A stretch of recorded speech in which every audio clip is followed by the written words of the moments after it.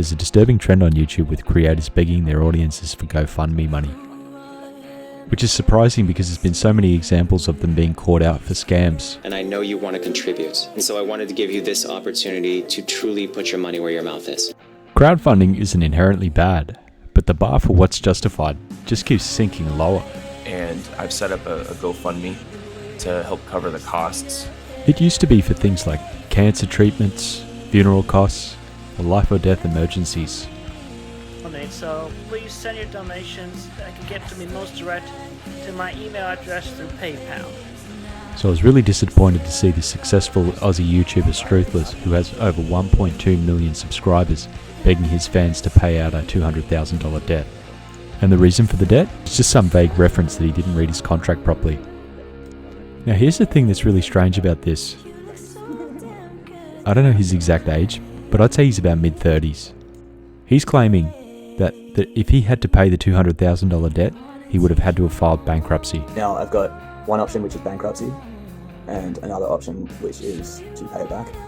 That would mean that his net worth is at or less than $200,000. And this is a guy who's had a very successful career.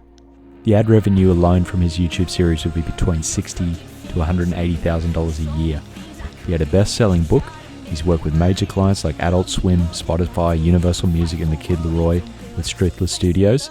He's had brand partnerships, sponsorship deals and speaking gigs, as well as merchandise and art sales.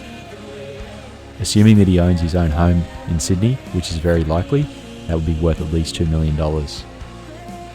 If he was going to borrow the money from the bank to pay the debt back, the repayments would only be $250 a week.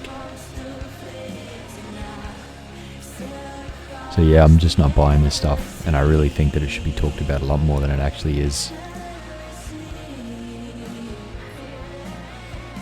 And here's the worst part of all of this. Struthless' entire platform is built on life advice, how to handle struggles, how to find purpose, how to build a creative career that actually pays the bills. And this is all branded off being an ex-drug addict and alcohol addict. And that taking responsibility and resilience is the way to get through hardships. And yet look at him now. The first sign of difficulty, he's crying to his fans, begging for money, for a debt that he's provided no explanation of, that he can very likely pay for himself. And what's he doing now?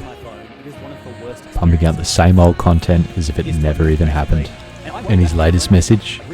Hope is punk. Yeah. You better hope you've got 1.2 million subscribers that are gullible enough to fall for your bullshit.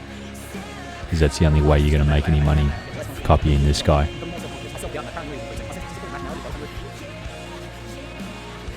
But yeah. Subscribe if you want. But I don't really care, to be honest.